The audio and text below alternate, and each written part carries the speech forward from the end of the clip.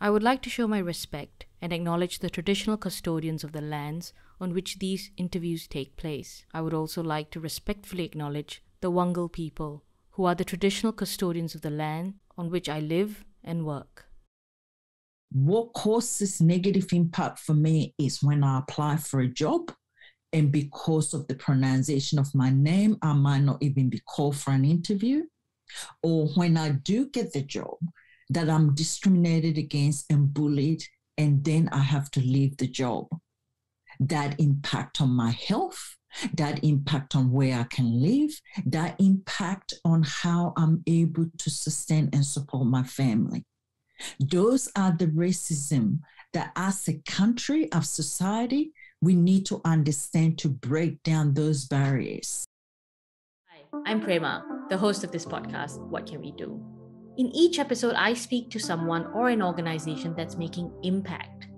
You will learn about the issue, why it exists, the challenges, but most importantly, how you can be a part of the solution. My hope is that you can take away 2 to 3 tips each episode that will support you in your helping journey.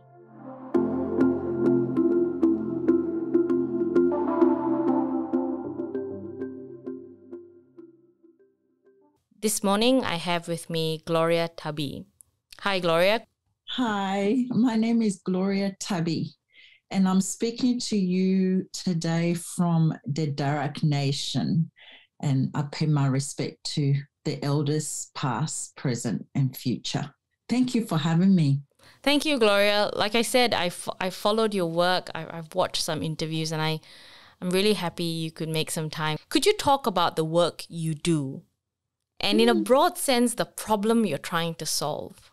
I started Voice Everyday Racism, I think within months of the killing of George Floyd, a Black man on the street of United States of America. It was brutal killing, and it caused a real reckoning in the way in which society we've allowed racism to just continue. And so it was a deep response to that. And I have personally experienced racism all my life, being, those of you who can't see me, I'm a Black woman, and I migrated from Ghana, west coast of Africa, to Australia many, many years ago. And so that was in response to that. And in my community, I've also worked with youth, the ages of 18 to 25. And I was really seeing what they were suffering from, but particularly the ones that were from the migrant community who identified themselves as people of color or Black people, First Nation people, had a unique struggles.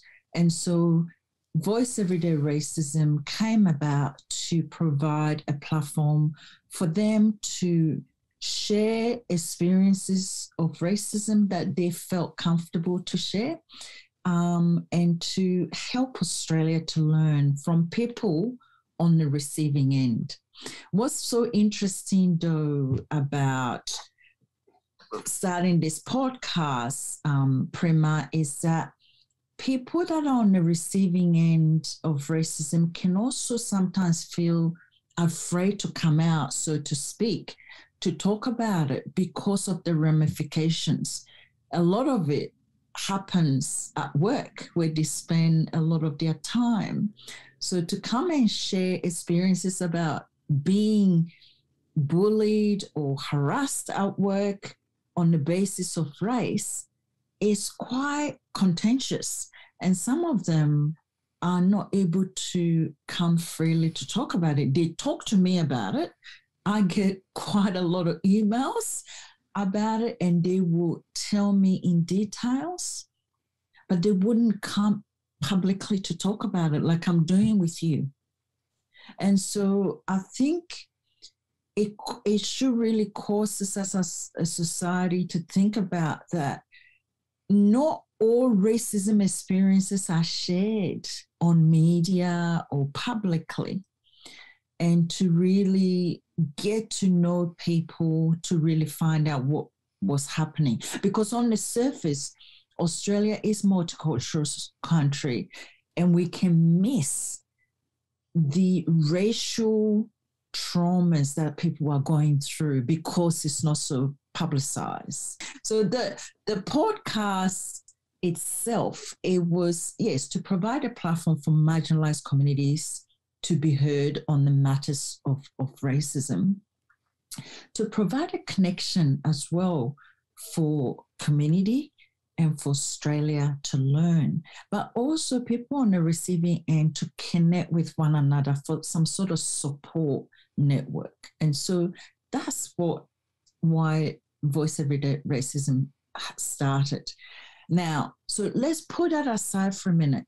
So from that experience of listening to people's stories, I'm also a researcher on understanding racism and race. And that has caused me to start a business through this process. And I would like your listeners to know about that. And that's called Everyday Inclusion. And Everyday Inclusion is where a lot of my business work sits.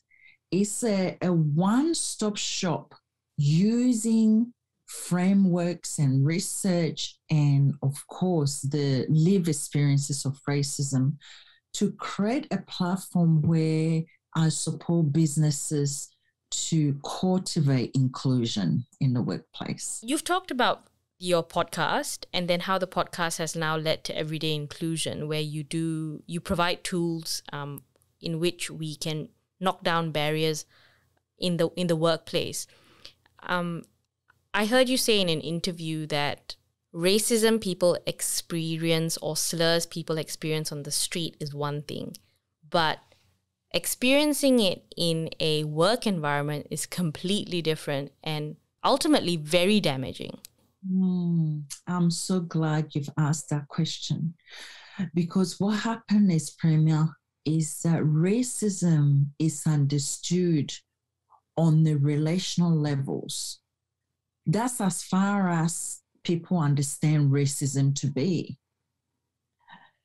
But the most insidious, the one in which causes the most negative impact and negative outcomes for the racialized, is the racism that is in systems. And this is the bit that people have not taken the time to cultivate understanding of what that is. That's what renders the ongoing disadvantage for people that looks like me or are First Nation people.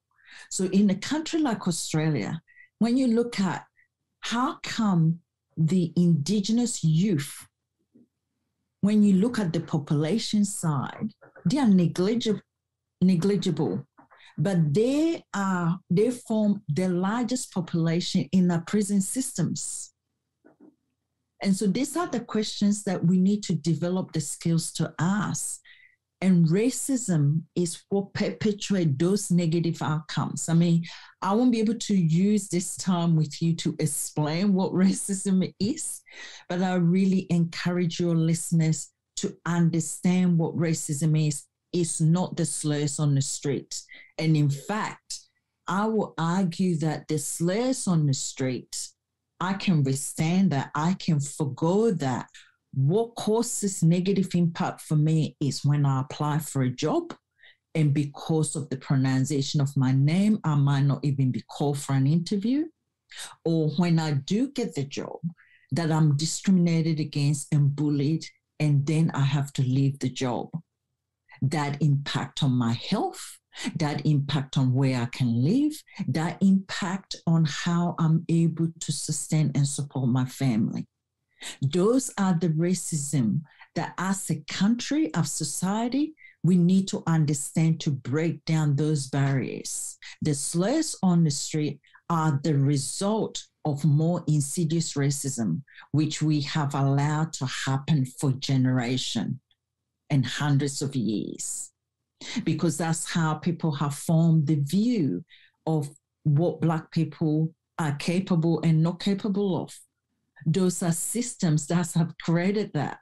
And so if we really care about doing something about racism, I would say, firstly, understand what racism is. I have spent the last several months through my research to actually make a lot of my materials online so that people can access. So people can actually learn about racism now online, anywhere, anytime, through my website, everydayinclusion.com.au. So you're really saying there's no excuse nowadays to sit back and go, this is not something I know how to deal with. That's exactly right, because there are tools out there and the information out there to learn. If people really care about racism, they can learn so much just by visiting my website, all for free. I've also got specific curated understanding racism to take it further. I've also got things like understanding equity, which anyone can do these courses and embed some of the examples and the how-to in systems where they work and make a real impact and a difference in people's lives. There are probably experiences that you've collected over your life. There's just so much. Unfortunately, in my short life on this planet, it has been just so many racial issues and experiences that I have encountered as a Black woman, because we are dealing with race, we are dealing with sexism, all combined into one. In fact, there's a research term for it called gendered racism. So years of experiencing racism, sexism, bullying and harassment, discrimination in every workplace I've been in. I've either it happened to me or witnessed it being happening to someone else. I got tired and traumatized and heartbroken as well, because I felt there was nowhere to turn. You know, you spend years, and I'm guessing that we both kind of have parents from a country other than Australia, and our parents work hard to put us through education. And then we get a job and feel, traumatized by these experiences of racism. Is heartbroken. And that's the only word I can use. Your heart completely broken, and there's nowhere to turn. And after some time, and also, what I shared earlier, the brutal killing of George Floyd, I really felt I need to put to use my years of studies in this area and to really do something tangible to help combat racism in Australia. And so that's what's become my work. I guess I saw myself as an instrument for change, perhaps, and just sharing some of my stories and the questions people were asking me, and the kind of inquiries that has come through my inbox. I really felt obligated to really use not just my voice, but my skills and research to reach out to people. There's one thing I'll share with your audience is that I sit between two races. My husband is white, Anglo-Saxon. And so my children, you can say they are mixed with, Black African heritage and English, Scottish, Irish, Australian heritage. And I wanted to be able to use how for years we've had a successful family and use those skills to reach out to people. This can be done. If we can have a family that look completely different and have respectable relationship on both sides, I would die for my parents-in-law, and they're white like snow. supporting people to see that this is possible. You can create a culture of respect, a culture of inclusion in any space that you occupy. Do you find, though, that often the people who are racialized somehow have to step up and be the advocates and be the ones that educate people? It's difficult. It's really, really difficult to be in, because on one hand, you're experiencing this traumatic ordeal, and then on the other hand, you are tasked to teach other people and educate other people. And so I tend not to use education is like what I do. I point people into the right resources so they can be educated themselves, because that's a burden that I don't want to carry. I'm already burdensome to carry someone's ability to learn about this insidious act. And so what I try to do is to have resources, because I do learn about racism in my research, and so I have got enormous resources, is to provide people the tools to then go and do the work themselves. So one of the ways I've done that is writing this book, which is 10 blind spots every manager needs to know to create equity and inclusive teams for high performing. And so those are tools. And so then it can't just happen magically. It needs to either go and buy the book and try and do it, or, recruit someone like me or many other people doing this work to help you to create those,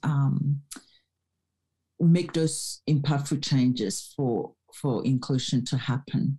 Could you give us an example of one of the blind spots?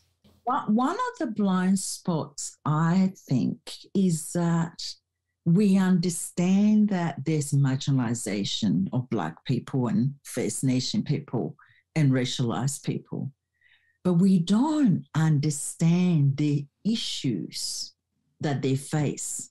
So that's a blind spot. So to be able to support that group, we need to actually knock down what are the issues that they face in our workplaces. And a lot of managers can't tell you the issues that they face. And one of the ways you will find that is creating open channels of communications, isn't it?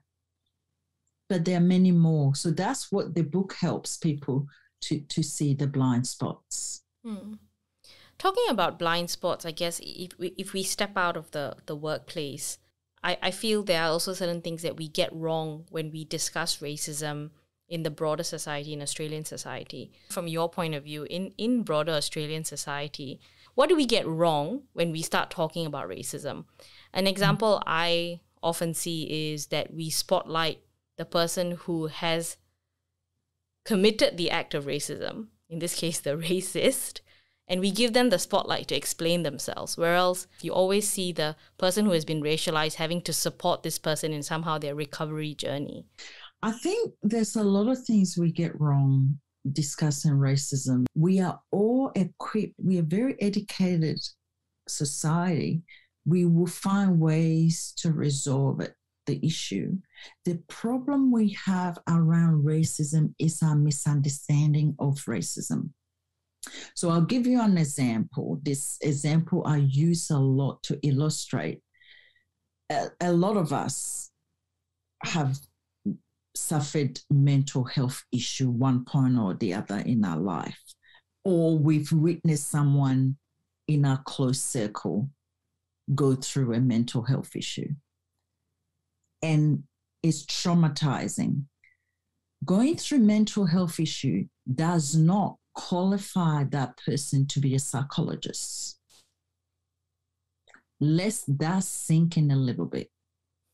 It's the same with racism. When we experience racism, it's traumatic, it's awful. It does not make us a race scholar. And so what I find in society, in Australia especially, when there's a racist incident, they quickly will get the person who's experienced the racism to share the experience. You can share your experience of mental health, but where does it go from there? Instead of finding a race scholar, someone who's dedicated their time in studying what racism is in order to tell society what it is, what racism is doing, the specificity of racism, that conversation is never had. We don't get that information. And so we go in circle, inviting people that have experienced this traumatic incident to always sharing the experiences, but nothing happens after that. And that's really concerning. So that experience I've just given you with mental health issue, people share about their mental health issues, but we often get a psychologist or someone in psychiatry to help move the conversation from just telling an experience into a deeper understanding of what mental health is. We are missing that conversation in Australia. And unless we change it, those people who are, managers of the media and publicity start seeking people who have dedicated their life learning about this issue of race and racism, we will be having this conversation in a decade's time. And that's what we are missing. That's the biggest problem we face. And so I always encourage people to firstly understand racism before going out there and discussing it, because we can do more damage by just relying on just experiences. And that is as important, because let me tell you what, first-hand experience of racism is one of the most important aspects. You know why? It gives us a window to visualize and see what racism does. Without people sharing the experiences, we won't be able to see that. And so I don't want us to hear what I'm saying and sort of take it the wrong way. So the experiences are important, but we need to move the conversation into understanding all the nuances about race and racism to be able to equip us to move forward and have some sort of important changes in systems. What are some of the personal challenges in doing this type of work? Sometimes I want to meet, and there's a lot of people like me out there, I want to meet all of them. That's my biggest challenge, meeting people who understands that it's important to help society understand what racism is. I think that's my biggest challenge, and to change the narrative, because the big holders of power have made it, and I'm sure it's for their best interests, have made racism being important to just hear some people's experiences and they leave it there. So to change that narrative is being really difficult to do, to be honest with you. And I don't think that we are there yet.